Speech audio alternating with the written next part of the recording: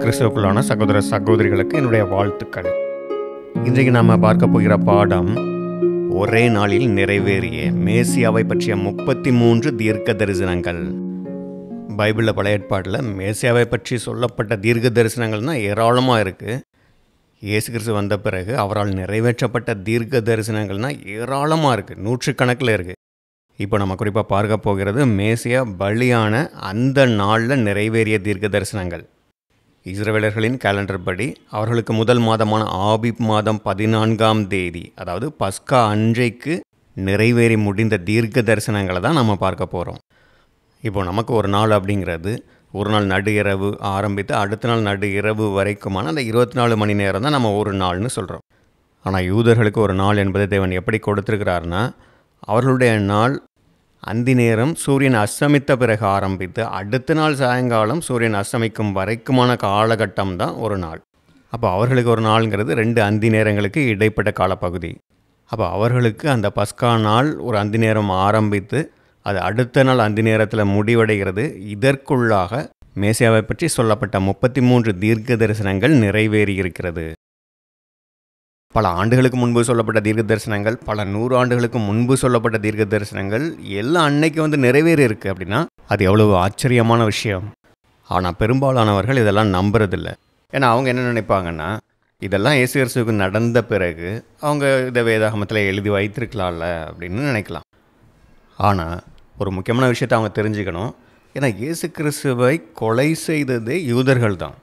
இயேசு கிறிஸ்துவையும் அன்றைக்கு இயேசு கிறிஸ்துவை பின்பற்றி வந்த பல சீஷர்களையும் துன்பப்படுத்துறது, அடிக்கிறது, கொலை செய்கிறது, சிறைச்சாலையில் போடுறது, இப்படி முழுக்க அவர்களுக்கு எதிராக தான் இருந்தாங்க. ஏன்னா சீஷர்கள் எல்லாருமே இந்த யாஷுவா தான் மேசியா அப்படின்னு சொன்னாங்க. யூதர்கள் வெகு காலமாக அவங்கள விடுவிக்கிறதுக்கு ஒரு மகாராஜாவாக வரப்போகிறாரு அப்படின்னு மேசியாவை எதிர்பார்த்து கொண்டிருந்தாங்க. அப்படி யூதர்கள் எதிர்பார்த்து கொண்டிருந்த அந்த மேசியா இவர் தான் சீஷர்கள் சொல்கிறாங்க. ஆனால் அந்த யாஷுவாவை இந்த யூத தலைவர்கள் மேசியாவாக ஏற்றுக்கொள்ளவில்லை. அவரை தேவ தூஷணம் சொல்லிவிட்டான் அப்படின்னு சொல்லி கொலை செய்திருக்கிறாங்க.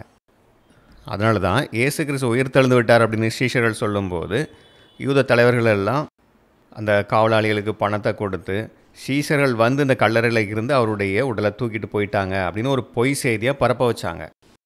அப்போது இந்த யாஷுவா மேசியா இல்லை அப்படின்னு நிரூபிக்க வேண்டிய கட்டாயம் அன்றைக்கு யூத தலைவர்களுக்கு இருந்தது. பரிசேயர்கள், சதுசேயர்கள், மூப்பர்கள், ஆசாரியர்கள், வேத பாரகர்கள், இவர்கள் எல்லோருக்குமே இந்த யாஷுவா மேசியா இல்லை அப்படின்னு நிரூபிக்க வேண்டிய கட்டாயம் இருந்தது. இந்த வேத பாரகர்கள் தான் யூத பழைய ஏற்பாடை எழுதுகிறவங்க, அதை படியெடுக்கிறவங்க. அப்போ இவர்கள் இந்த அளவுக்கு மேசியாவுக்கும் அவருடைய சீஷர்களுக்கும் எதிராக இருந்தாங்கன்னா இவங்களே எப்படி இவர் தான் மேசியான்னு நிரூபிக்கக்கூடிய வசன தீர்க்க தரிசன ஆதாரங்களெல்லாம் எழுதுவாங்க. கண்டிப்பாக இவங்களும் எழுத மாட்டாங்க, மேசியாவுடைய சீஷர்களும் எழுத எந்த விதத்துலையும் அனுமதிக்க மாட்டாங்க.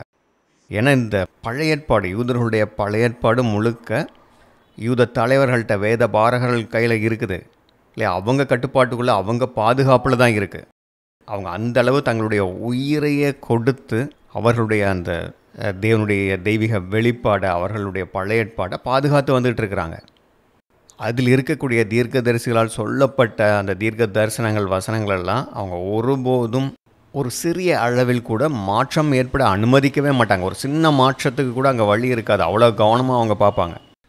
அப்போ கண்டிப்பாக இயேசு கிறிஸ்து சிலுவையில் அறையப்பட்ட பிறகு சீஷர்கள் வந்து அவர்களுக்கு ஏற்ற மாதிரி இந்த வசனங்களெல்லாம் அவங்களால உள்ள புகுத்தி இருக்கவே முடியாது. ஏன்னா இந்த சீஷர்களுடைய போதகராக இருந்த அந்த யாஷுவா மேசியாவே இல்லைன்னு சொல்லி கொலை செய்த அந்த அளவுக்கு எதிரிகளாக இருந்த யூத தலைவர்கள், ஆசாரியர்கள், வேத பாரகர்கள், இவர்களுடைய கையில் தான், அவர்களுடைய கட்டுப்பாட்டில் தான் பழைய ஏற்பாடு இருந்தது.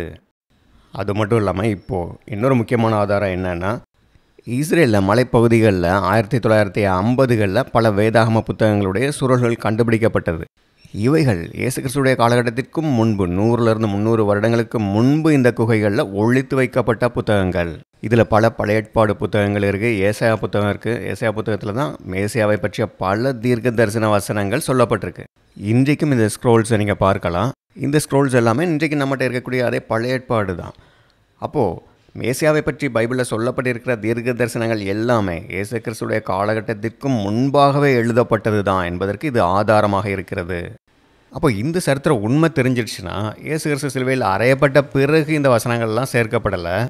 இவைகள் உண்மையாகவே பல வருடங்களுக்கு முன்பே பல தீர்க்கதரிசிகளால் எழுதப்பட்ட வேதாகம தீர்க்க தரிசனங்கள் தான் என்பதில் நமக்கு ஒரு உறுதியான விசுவாசம் இருக்கும்.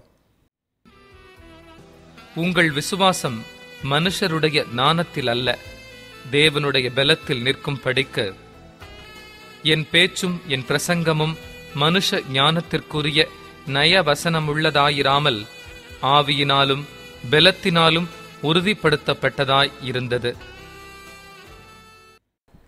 வேதாகமம் தேவனுடைய வெளிப்பாடு, அது தேவனுடைய வார்த்தைங்கிற விசுவாசம் நமக்கு வேணும். ஏராளமான தீர்க்க தரிசனங்கள் சொல்லப்பட்டு அவைகளெல்லாம் அப்படியே நிறைவேறி இருக்கிறது. இந்த தீர்க்க தரிசன வசனங்களெல்லாம் சொல்லப்பட்டு பிறகு பல நூற்றாண்டுகளுக்கு பிறகு மிகச்சரியாக அது நிறைவேறுவதையெல்லாம் பார்க்கும்போது நமக்கு மிகுந்த ஆச்சரியமாகவும் பிரமிப்பாகவும் இருக்கும். இப்போ இந்த வசனங்களெல்லாம் படிக்கும்போது அது நமக்கும் பிரயோஜனமாக இருக்கும். இந்த தீர்க்க தரிசனங்களை மற்றவங்களுக்கு சொல்லும்போது அவர்கள் விசுவாசத்தில் வளர்வதற்கும் இது உதவி செய்யும். ஏன்னா இன்றைக்கு பலரும் பைபிளை விசுவாசம் இல்லாமல் இருக்கிறாங்க, அதிலும் கிறிஸ்தவர்களே விசுவாசம் இல்லாமல் இருக்கிறாங்க. கையில் பைபிளை தூக்கிட்டு கோயிலுக்கு போவாங்க, அதை படிப்பாங்க. ஆனால் அது தெய்வீக வெளிப்பாடு, அதில் சொல்லப்பட்டவைகளெல்லாம் தேவனுடைய வார்த்தைகள் என்கிற அந்த விசுவாசமும் பயபக்தியும் இருக்காது. இவங்கெல்லாம் பெயர் கிறிஸ்தவர்கள், பெயருக்கு தான் கிறிஸ்தவங்க. அவங்க வைத்திருக்கிற பைபிள் மேலே அவங்களுக்கு நம்பிக்கை கிடையாது. அதனால் வேதாகமம் தேவனுடைய வார்த்தை அப்படிங்கிறதுக்கு இந்த தீர்க்க தரிசனங்களும் அவைகள் நிறைவேறுவதும் மிகப்பெரிய ஆதாரமாக இருக்குது. அப்போ அப்படிப்பட்ட விசுவாசமற்ற பெயர் கிறிஸ்தவங்களுக்கு கண்டிப்பாக இந்த தீர்க்க தரிசன வசனங்களை எடுத்து சொல்லுங்கள். பல தீர்க்க தரிசிகளால் பல ஆண்டுகளுக்கு முன்பே சொல்லப்பட்ட தீர்க்க தரிசனங்கள் எல்லாம் அப்படியே நிறைவேறி இருப்பது, அதிலும் குறிப்பாக இப்போ நம்ம பார்க்குற மேசியாவை பற்றி சொன்ன தீர்க்க தரிசனங்கள் எல்லாம் அதிலும் ஒரே நாளில் மிகச்சரியாக நிறைவேறி இருப்பதெல்லாம் வேதாகமம் தேவனுடைய வெளிப்பாடு தான், அது தேவனுடைய வார்த்தை தான் என்பதற்கு மிக ஆணித்தரமான ஆதாரமாக இருக்குது. இதை யாராலும் மறுக்கவே முடியாது. அப்போஸ்தலர் 3:18 சொல்லியிருக்கிறபடி தேவன் அவருடைய ஒரே பேரான குமாரனை கொடுத்து அவர் மேசியாவாக வந்து இப்படியெல்லாம் பாடுபட வேண்டும் என்று முன்பே அவருடைய தீர்க்கதரிசிகள் மூலமாக உரைத்து அதை அப்படியே நிறைவேற்றி இருக்கிறார். இப்படி மேசியாவை குறித்து சொல்லப்பட்ட தீர்க்க தரிசனங்கள், அந்த வசனங்களையும் அது எப்படி நிறைவேறியது என்பதையும் நம்ம வரிசையாக பார்க்கலாம். முதலாவது தீர்க்க தரிசனமாக நாம் இப்போ பார்க்கிறது, மேசியா அவருடைய தோழனால் வஞ்சிக்கப்பட வேண்டும். இது தீர்க்க தரிசனமாக சங்கீதம் 55:12-14 வரை கொடுக்கப்பட்டிருக்கு. என்னை நிந்தித்தவன் சத்துருவல்ல, அப்படி இருந்தால் சகிப்பேன். எனக்கு விரோதமாய் பெருமை பாராட்டினவன் என் பகைஞன் அல்ல, அப்படி இருந்தால் அவனுக்கு மறைந்திருப்பேன். எனக்கு சமமான மனுஷனும் என் வழிகாட்டியும் என் தோழனுமாகிய நீயே அவன். நாம் ஒருமித்து இன்பமான ஆலோசனை பண்ணி கூட்டத்தோடே தேவாலயத்துக்கு போனோம். தீர்க்க தரிசனத்தின்படியே மேசியா அவர் கூடையே தேவாலயத்துக்கு மற்ற இடங்களுக்கும் வந்து கொண்டிருந்த அவருடைய தோழனால் காட்டி கொடுக்கப்பட்டார். இது அப்படியே நிறைவேறியதை மத்தேயு 26:47-50 வசனங்களில் நாம் பார்க்கலாம். அவர் இப்படி பேசுகையில் 12 ஒருவனாகிய யூதாஸ் வந்தான். அவனோடே கூட பிரதான ஆசாரியரும் ஜனத்தின் மூப்பரும் அனுப்பின திரளான ஜனங்கள் பட்டயங்களையும் தடிகளையும் பிடித்து கொண்டு வந்தார்கள். அவரை காட்டிக் கொடுக்கிறவன், நான் எவனை முத்தம் செய்வேனோ அவன்தான், அவனை பிடித்துக் கொள்ளுங்கள் என்று அவர்களுக்கு அடையாளம் சொல்லியிருந்தான். 49 உடனே அவன் இயேசுவினிடத்தில் வந்து, ரவி, வாழ்க என்று சொல்லி அவரை முத்தம் செய்தான். 50 இயேசு அவனை நோக்கி, சிநேகிதனே, என்னத்திற்காக வந்திருக்கிறாய் என்றார். அப்பொழுது அவர்கள் கிட்ட வந்து இயேசுவின் மேல் கை போட்டு அவரை பிடித்தார்கள். இப்படி தன் கூடவே இருக்கிறவன் தான் தன்னை காட்டி கொடுப்பான் என்பதை தீர்க்க தரிசனங்கள் மூலமாக அறிந்து அதை முன்பே இயேசு கிறிஸ்து சொல்கிறார். இதை நீங்கள் யோவான் 13:18-19 வசனங்களில் பார்க்கலாம். உங்கள் எல்லாரையும் குறித்து நான் பேசவில்லை, நான் தெரிந்து கொண்டவர்களை அறிவேன். ஆகிலும் வேத வாக்கியம் நிறைவேறத்தக்கதாக என்னுடனே அப்பம் புசிக்கிறவன் என்மேல் தன் குதிக்காலை தூக்கினான். அது நடக்கும் போது நானே அவரென்று நீங்கள் விசுவாசிக்கும் பொருட்டு இப்பொழுது அது நடப்பதற்கு முன்னமே அதை உங்களுக்கு சொல்லுகிறேன். அப்போ மேசியாவை பற்றி சொல்லப்பட்டிருக்கிற அந்த தீர்க்க தரிசனங்கள் நிறைவேறும் போது நானே அவர் என்று விசுவாசிப்பதற்காக இப்போவே சொல்கிறேன்னு சொல்கிறார். அதாவது இந்த தீர்க்க தரிசனம் நிறைவேறிய பிறகு நான் தான் மேசியா என்பதை விசுவாசிப்பீர்கள் அப்படின்னு சொல்கிறார். சரி, இரண்டாவது தீர்க்க தரிசனமாக நாம் பார்ப்பது அவர் 30 வெள்ளிக்காசுக்காக விற்று போடப்பட வேண்டும். சகரியா 11:12.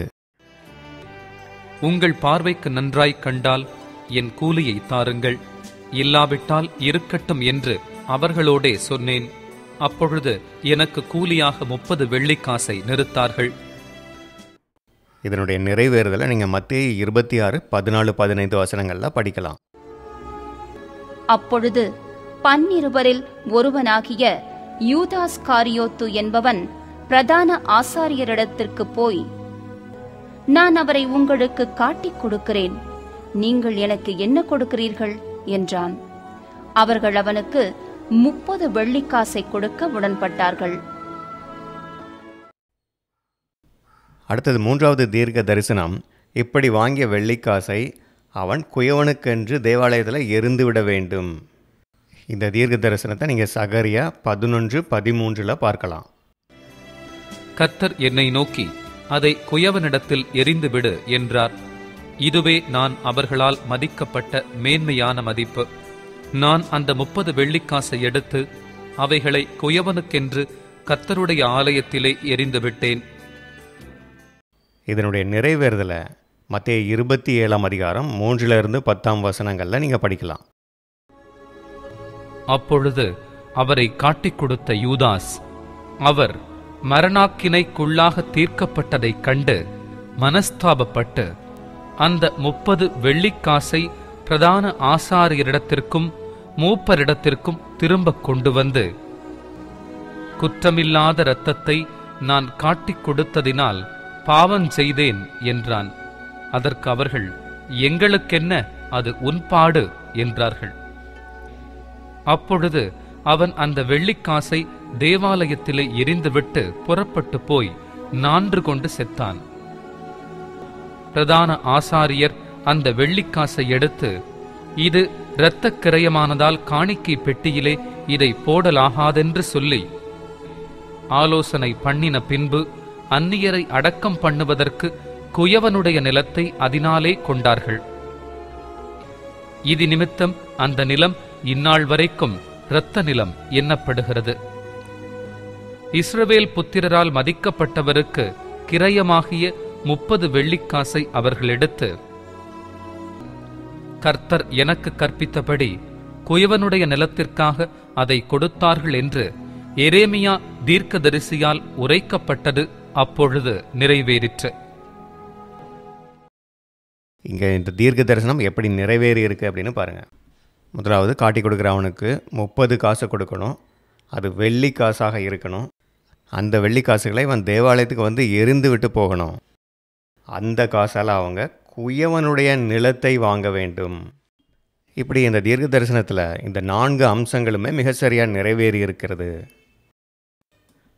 4வது தீர்க்க தரிசனம், அவர் தேவனை நோக்கி கூப்பிட்டு கேட்டறலப்பட வேண்டும். தீர்க்க தரிசன வசனம் சங்கீதம் 22:24. உபத்திரவப்பட்டவனுடைய உபத்திரவத்தை அவர் அற்பமா எண்ணாமலும் அருவருக்காமலும் தம்முடைய முகத்தை அவனுக்கு மறைக்காமலும் இருந்து தம்மை நோக்கி அவன் கூப்பிடுகையில் அவனை கேட்டருளினார்.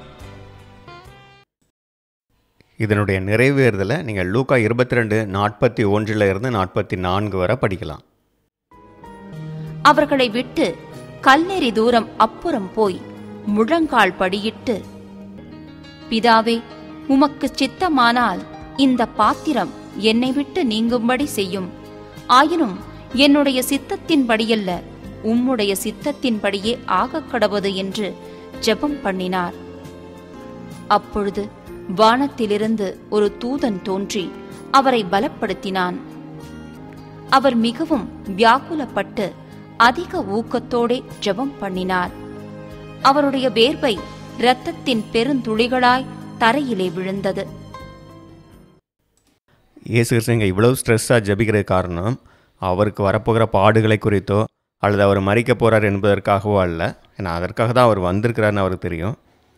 ஆனால் அவர் ஏதாவது ஒரு சிறிய தவறு செய்து அதனால் தேவனுடைய திட்டம், உலக மக்களை எல்லாம் ரட்சிக்கக்கூடிய அந்த திட்டம் தோல்வி அடைந்துடக்கூடாது. ஏன்னா அப்படி தோல்வி அடைந்தால் மனிதர்களை மரணத்தில் இருந்து மீட்க முடியாமல் போயிடும். அவருக்கும் 2ஆம் மரணம் வரக்கூடிய வாய்ப்பு இருக்குது. அதனால தான் அந்த விஷயத்தில் சாத்தான் அவரை சோதித்ததுனால, ஒரு சந்தேகத்தை கொண்டு வந்ததுனால அவருக்கு அந்த அளவு மன அழுத்தம், அங்கலாய்ப்பு உருவாகுது. ஆனால் அந்த சூழ்நிலையில் இருந்து தன்னை காப்பாற்றக்கூடிய மகா வல்லமையுள்ள யாவே தேவனை நோக்கி ஜெபித்து அதற்கான ஆறுதலையும் பெற்றுக்கொள்கிறார். அப்போஸ்தலர் இதை பற்றி எபிரேயர் 5:7 சொல்கிறார்.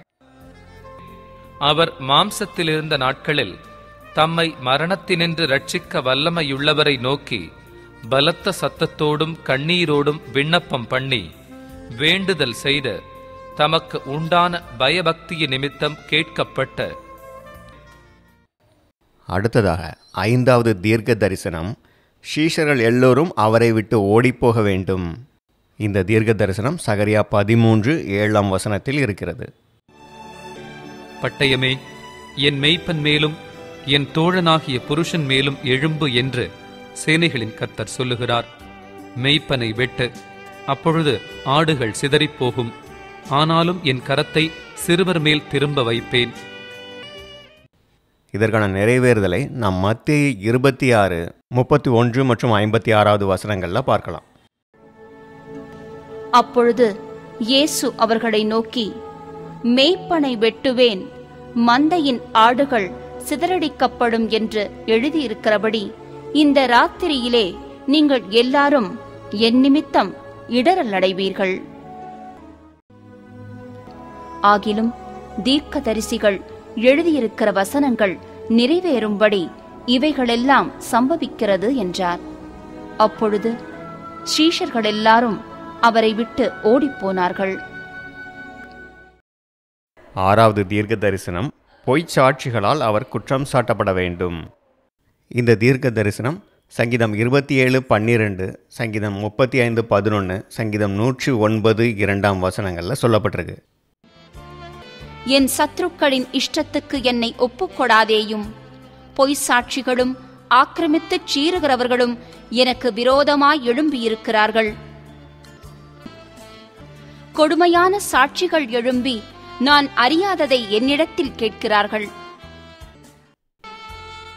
துன்மார்க்கனுடைய வாயும் கபட்டு வாயும் எனக்கு விரோதமாய் திறந்திருக்கிறது. கள்ள நாவினால் என்னோடே பேசுகிறார்கள். இந்த தீர்க்க தரிசனத்தின் நிறைவேறுதலை நீங்கள் மத்தேயு 26 59, 60 படிக்கலாம். பிரதான ஆசாரியரும் மூப்பரும் சங்கத்தார் யாவரும் இயேசுவை கொலை செய்யும்படி அவருக்கு விரோதமாய் பொய் சாட்சி தேடினார்கள். ஒருவரும் அகப்படவில்லை. அநேகர் வந்து பொய் சாட்சி சொல்லியும் அவர்கள் சாட்சி ஒவ்வவில்லை. கடைசியிலே 2 பொய் சாட்சிகள் வந்து தேவனுடைய ஆலயத்தை இடித்து போடவும் 3 நாளைக்குள்ளே அதை கட்டவும் என்னாலே ஆகும் என்று இவன் சொன்னான் என்றார்கள். 7வது தீர்க்க தரிசனம், அவர் கன்னத்தில் அடிக்கப்பட வேண்டும். இந்த தீர்க்க தரிசனம் மீகா 5:1 சொல்லப்பட்டிருக்கிறது. 5ஆம் அதிகாரம் 1. சேனைகளையுடைய நகரமே, இப்போது தண்டு தண்டாக கூடிக்கொள். நமக்கு விரோதமாக முற்றுகை போடப்படும். இஸ்ரவேலுடைய நியாயாதிபதியை கோலினால் கன்னத்திலே அடிப்பார்கள். இதனுடைய நிறைவேறுதலை நீங்கள் மத்தேயு 26, 67, 68 மார்க் 15, 19 படிக்கலாம். அப்பொழுது அவருடைய முகத்தில் துப்பி அவரை குட்டினார்கள். சிலர் அவரை கன்னத்தில் அறைந்து, கிறிஸ்துவே, உம்மை அடித்தவன் யார்? அதை ஞான திருஷ்டியினால் எங்களுக்குச் சொல்லும் என்றார்கள். 8வது தீர்க்க தரிசனம், அவர் வாரினால் அடிக்கப்பட வேண்டும். இந்த தீர்க்க தரிசனம் ஏசாயா 50:6, ஏசாயா 53:5 கொடுக்கப்பட்டிருக்கு. அடிக்கிறவர்களுக்கு என் முதுகையும் தாடை மயிரை பிடுங்குகிறவர்களுக்கு என் தாடைகளையும் ஒப்புக் கொடுத்தேன். அவமானத்துக்கும் உமிழ்நீருக்கும் என் முகத்தை மறைக்கவில்லை. நம்முடைய மீறுதல்களின் நிமித்தம் அவர் காயப்பட்டு நம்முடைய அக்கிரமங்களின் நிமித்தம் அவர் நொறுக்கப்பட்டார். நமக்கு சமாதானத்தை உண்டு பண்ணும் ஆக்கினை அவர் மேல் வந்தது. அவருடைய தழும்புகளால் குணமாகிறோம். இதனுடைய நிறைவேறுதலை நம்ம மத்தேயு 27-26 அப்பொழுது அவன் பரபாசை அவர்களுக்கு விடுதலையாக்கி இயேசுவையோ வாரினால் அடிப்பித்து சிலுவையில் அறையும்படிக்கு ஒப்புக் கொடுத்தான். யோவான் 19:1 படிக்கலாம். அப்பொழுது பிலாத்து இயேசுவை பிடித்து வாரினால் அடிப்பித்தான். மேசியாவை இப்படி கொடூரமாக அடிப்பது மட்டுமல்லாமல் அவமானப்படுத்தவும் செய்கிறாங்க. அப்படி அவரை அவமானப்படுத்தும்படி முகத்தில் துப்புவார்கள் என்பதும் இதே ஏசாயா 50:6 தீர்க்க தரிசனமாக சொல்லப்பட்டிருக்கிறது. இதுதான் நாம் பார்க்கிற 9வது தீர்க்க தரிசனம். இதனுடைய நிறைவேறுதலை நீங்கள் மத்தேயு 26-67 மத்தேயு 27-30 பார்க்கலாம். அப்பொழுது அவருடைய முகத்தில் துப்பி அவரை குட்டினார்கள். மார்க் 15-19 படிக்கலாம். அவரை சிரசில் கோலால் அடித்து அவர் மேல் துப்பி முழங்கால் படியிட்டு அவரை வணங்கினார்கள். 10வது தீர்க்க தரிசனம், அவருடைய முகப்பார்வை அந்தக்கேடு அடைய வேண்டும். மனுஷனை பார்க்கிலும் அவருடைய முகப்பார்வையும் மனுபுத்திரரை பார்க்கிலும் அவருடைய ரூபமும் இவ்வளவு அந்தக்கேடு அடைந்தபடியினாலே அவரை கண்ட அநேகர் பிரமிப்படைந்தார்கள். இதனுடைய நிறைவேறுதலாக இயேசு கிறிஸ்துவை அங்கே அவங்க சித்திரவதை செய்யும்போது அவருடைய தலையில் முள்முடியை வைக்கிறாங்க, அவர் முகத்தில் அரைகிறாங்க, அவருடைய தலையில் முள்முடியை வைத்து ஒரு தடியை வைத்து அடிக்கிறாங்க. அதனால் அவருடைய முகத்தின் தசைகள் கண்கள் எல்லாம் கிழிக்கப்பட்டு மிக கோரமான நிலைக்கு வருது. இந்த தீர்க்க தரிசனம் நிறைவேறிய காரியங்களை நீங்கள் மத்தேயு 26-67, 27, 29, 30, மார்க் 15-17 இந்த வசனங்களில் படிக்கலாம். முள்ளுகளால் ஒரு முடியை பின்னி அவர் சிரசின் மேல் வைத்து அவர் வலது கையில் ஒரு கோலை கொடுத்து அவர் முன்பாக முழங்கார் படியிட்டு யூதருடைய ராஜாவே வாழ்க என்று அவரை பரியாசம் பண்ணி அவர் மேல் துப்பி அந்த கோலை எடுத்து அவரை சிரசில் அடித்தார்கள். அடுத்ததாக 11வது தீர்க்க தரிசனம், தன்னை குற்றம் சாட்டுகிறவர்களுக்கு முன்பாக அவர் மௌனமாயிருப்பார் என்பது. இந்த தீர்க்க தரிசனம் ஏசாயா 53:7 கொடுக்கப்பட்டிருக்கிறது. அவர் நெருக்கப்பட்டும் ஒடுக்கப்பட்டும் இருந்தார், ஆனாலும் தம்முடைய வாயை அவர் திறக்கவில்லை. அடிக்கப்படும்படி கொண்டு போகப்படுகிற ஒரு ஆட்டுக்குட்டியைப் போலவும் தன்னை மயிர் கத்தரிக்கிறவனுக்கு முன்பாக சத்தமிடாதிருக்கிற ஆட்டைப் போலவும் அவர் தம்முடைய வாயை திறவாதிருந்தார். இப்படி தன்னை குற்றம் சாட்டுகிறவர்களுக்கு முன்பாகவும் தன்னை கொலை செய்ய கொண்டு போகிறவர்கள் முன்பாகவும் அடிக்கப்பட கொண்டு போகப்படுகிற ஆட்டுக்குட்டி போல தன்னை அங்கே அமைதியாக ஒப்புக் கொடுக்கிறார். இதனுடைய நிறைவேறுதலை நீங்கள் மத்தேயு 27, 12, 13, 14 வசனங்கள், மார்க் 15, 3, 4, 5 படிக்கலாம். பிரதான ஆசாரியரும் மூப்பரும் அவர் மேல் குற்றஞ்சாட்டுகையில் அவர் மாறுத்தரம் ஒன்றும் சொல்லவில்லை. அப்பொழுது பிலாத்து அவரை நோக்கி, இவர்கள் உன்மேல் எத்தனையோ குற்றங்களை சாட்டுகிறார்களே, நீ அவைகளை கேட்கவில்லையா என்றான். அவரோ ஒரு வார்த்தையும் மாறுத்தரமாகச் சொல்லவில்லை. அதனால் தேசாதிபதி மிகவும் ஆச்சரியப்பட்டான். 1 பேதுரு 2:23 அவர் வையப்படும் போது பதில் வையாமலும் பாடுபடும் போது பயமுறுத்தாமலும் நியாயமாய் தீர்ப்பு செய்கிறவருக்கு தம்மை ஒப்புவித்தார். 12வது தீர்க்க தரிசனம், அவர் அசட்டை பண்ணப்பட்டு மனுஷரால் புறக்கணிக்கப்பட வேண்டும்.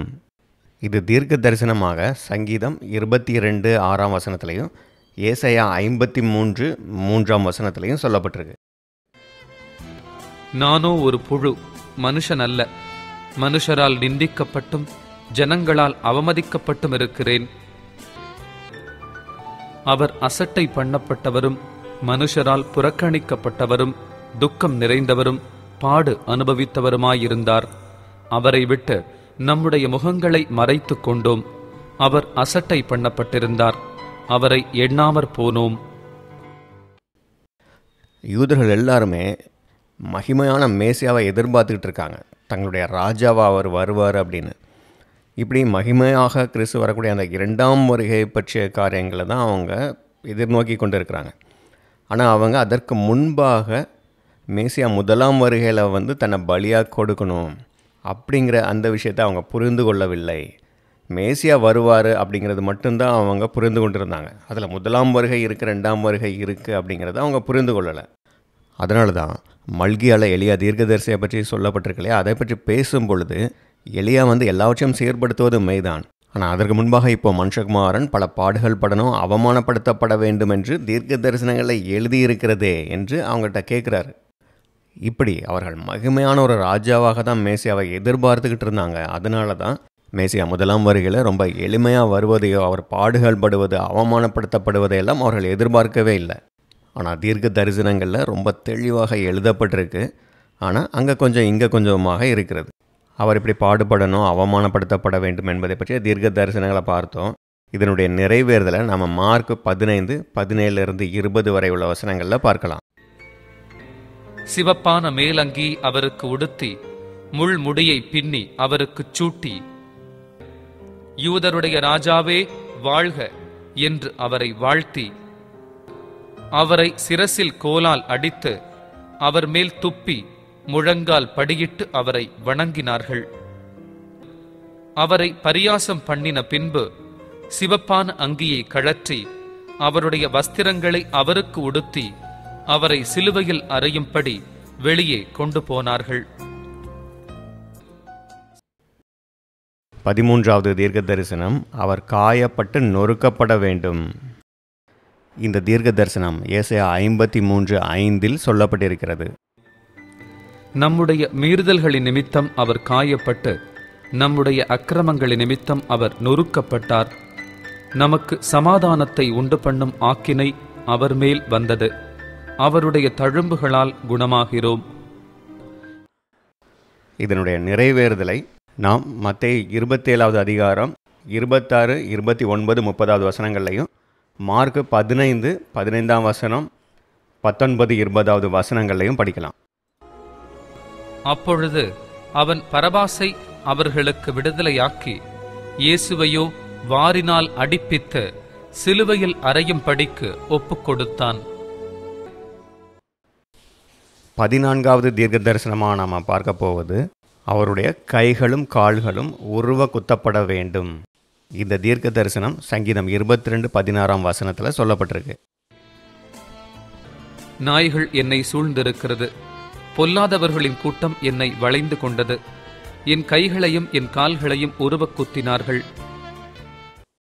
இதனுடைய நிறைவேறுதலை நீங்கள் லூக்கா 23:33 படிக்கலாம்.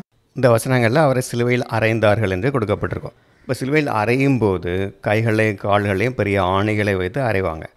இது மிக தெளிவாக எங்கே கொடுக்கப்பட்டிருக்குன்னா, யோவான் 20:25-27 வரைக்கும் உள்ள வசனங்களில், தோமா இயேசு கிறிஸ்து உயிர்த்தெழுந்ததை நான் நம்பணும் அப்படின்னு சொன்னால் அவருடைய கைகளில் இருக்கக்கூடிய அந்த ஆணியினால் உண்டான காயத்தை நான் பார்க்கணும் அப்படின்னு சொல்கிறார். அப்போ இயேசு கிறிஸ்து அங்கே சிலுவையில் அறையிறாங்க அப்படிங்கும்போது கைகளிலும் கால்களிலும் ஆணிகளால் தான் அரைஞ்சிருக்காங்க அப்படிங்கிறது இதில் தெளிவாகுது.